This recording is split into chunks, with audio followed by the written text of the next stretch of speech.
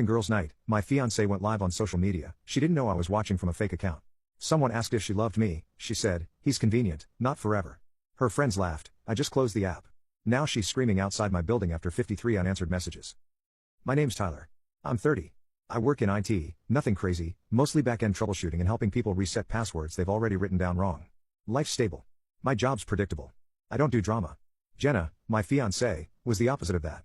She's 28, runs the front desk at a car dealership. Smart, funny, kind, when she wants to be. She can talk anyone into anything. I've seen her convince a guy to upgrade his car warranty while talking about reality TV and eating drive-through fries. And she lives on social media. Every outfit, every latte, every joke someone else made that she reposted like it was hers, it all went up online. Stories, TikToks, Reels, Lives. She called it just for fun, but it wasn't. She had followers, not influencer level, but enough to think she was building a brand. At first, I didn't care. I'm not one of those "why are you posting yourself online?" guys. It made her happy. She wasn't doing anything shady. Or so I thought. A few weeks ago, she said she was doing a girls' night. Nothing big, wine, some snacks, maybe a rom-com. Just her and 2 close friends from work. She texted me around 7 p.m. with a "love you, see you tomorrow" and a wine emoji. Cool. I stayed in, ordered Chinese, watched some dumb movie she would have made fun of. Then around 10:45, something hit me. She hadn't posted anything. Not one photo. Not one story. No clips of her friends dancing to some throwback song. For someone who posts when the sky looks slightly different, it was weird. I opened Instagram out of habit.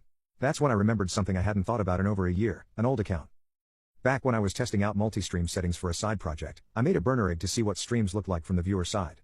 Different name. No photo. Just a blank account. On a whim, I logged in, scrolled a bit, then I saw it. Jenna was live. The title just said, "Girls, Classic Jenna Energy." I tapped in. There were maybe 20 people watching. Her 2 friends were in the background, sitting on a couch with wine glasses, music playing low. Jenna was front and center, sitting cross-legged, reading comments out loud and laughing. She looked tipsy, nothing new. Someone typed in the comments, "Are you bringing your man to the wedding planning stuff or no?" Jenna laughed. Her friend leaned in and said, "Yeah, is Tyler even involved?" And then it happened. Jenna smirked and said, "He's convenient, not forever." Her friends cracked up. Someone typed "LOL savage" in the chat. Another dropped crying emojis. Jenna just sipped her wine and smiled at the camera. I didn't comment. I didn't screen record. I didn't message her. I just closed the app, set my phone down, stared at the blank TV screen in front of me, and realized I'd just watched my fiancée audition for Single Life. And the worst part? She thought no one who mattered would see it. The next morning, she came home like nothing happened. Dropped her overnight bag by the door, kicked her shoes off, made a joke about how much wine they had. I asked how it went. She said, "Chill. Nothing crazy. Just needed a night with the girls." I nodded. Cool. That was it. No hint of anything different on my face. No sharp tone. No passive-aggressive side comments. She didn't know I'd seen it. She didn't know I'd heard her say it, "He's convenient, not forever." She poured herself coffee and started scrolling through her phone while I cooked breakfast. That's when I knew I wasn't going to say anything. Not right away. Because the worst thing you can do to someone who thinks they're above consequences is let them hang themselves slowly with their own words. Over the next few days, I didn't get colder, I got quieter. When she kissed me, I kissed her back.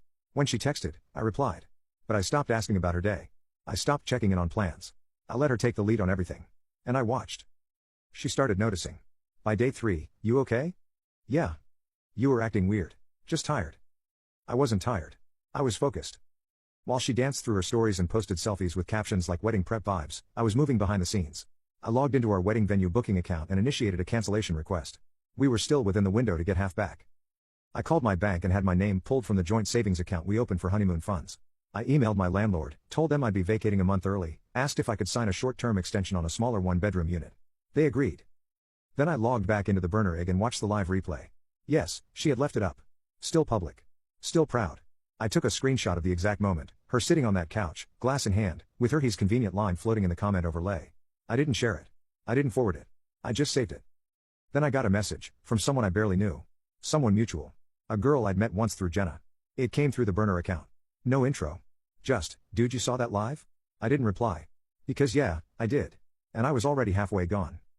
The decision wasn't dramatic. There wasn't a big moment where I stared in the mirror and gave myself a pep talk. It was more like checking out of a hotel room. Quiet. Mechanical. Just done. I waited until Thursday. She worked the late shift that day, wouldn't be home until after 8. That gave me 5 full hours to clear out. I had already boxed up the essentials. Just needed to get them out of the apartment without her seeing. The movers were in and out in under an hour, just a 1-bedroom job. My clothes, my desktop, a few personal things. Nothing messy. Nothing she'd even notice gone until she opened a drawer. I left the ring and a glass on the counter. Didn't write a note. Didn't send a text. Didn't even close the bedroom door. I left her Instagram open on the iPad. She was still posting that day, a mirror selfie caption feeling myself, and a poll asking if she should do her nails nude or red for bridal photos. I muted the volume before I left. When she got home, I imagine it went something like this. She opens the door. Tosses her bag onto the couch. Calls my name once, maybe twice. Sees the empty shelves. The missing drawers. The ring in the glass. Then the phone calls start. First one came in at 8:42 p.m. I was already on the other side of town, setting up my new Wi-Fi router in a quiet little apartment that didn't smell like someone else's dry shampoo. Then another call. And another. She started with confusion. Hey, where are you? Did something happen? Then denial. This has to be a joke. You're seriously doing this over a stupid live stream? Then guilt. I didn't mean it like that. You took it out of context. Then anger. Grow up, Tyler. You just bailed. That's cowardly. By midnight, I had 34 missed calls. I didn't answer. She tried FaceTiming me the next morning, then again at lunch. Then she emailed, subject line, can we please talk? No. We couldn't. Because we already did. I just wasn't in the room when she said it. He's convenient, not forever. Cool. Then I guess forever ends here. The first public post came 2 days later. Black and white selfie, hair messy, hoodie zipped halfway up. Caption, some people just can't handle a strong woman. Classic. The comments were mostly her followers hyping her up, heart emojis, preach. You're glowing sis. But mixed in, buried deeper, were a few like, is this about the live? That stream was messy, girl. Convenient, huh? She deleted those, but more came. Apparently someone had screen recorded the live, not me, just some random viewer. They posted it to their story and tagged her. No caption, just the clip. Her face. That line. The laugh track in the background. I didn't need to say a word. She tried to clean it up. Posted a story talking about taken out of context comments and how she was being playful with her girls. She never mentioned my name. Never said I'd left.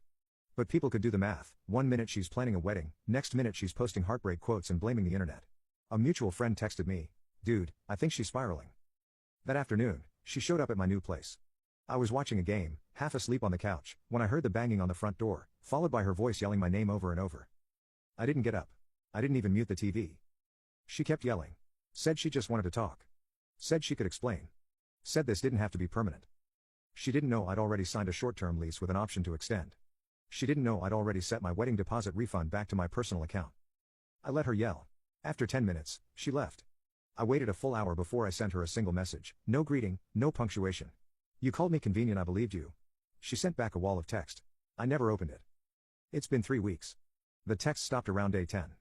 She finally gave up trying to get a reply, or maybe just got tired of talking to herself. Her Instagram went dark for a while. Then it popped back up with a social media break announcement. Caption said something like, healing, growing, relearning how to love myself. Sure. A mutual friend mentioned she lost a few close followers. People stopped reacting to her stories. Apparently one of her own friends told her to take accountability for once. That comment disappeared pretty fast. As for me, I'm good. My new place is quiet. My fridge isn't stocked with photo props. My weekends aren't scheduled around content ideas. I sleep better. Eat slower. Watch movies without having to check the lighting. I didn't change my number. Didn't block her. I just stopped responding. The last thing she ever sent me came late one night. Simple text. No emojis. No dramatic intro. We were supposed to be forever. I waited a minute. Then replied. That's what I thought until I heard you say it wasn't. No follow-up. No reply. Nothing. I locked my phone, placed its screen down, and went back to living a life that didn't include someone who needed a live audience to feel important.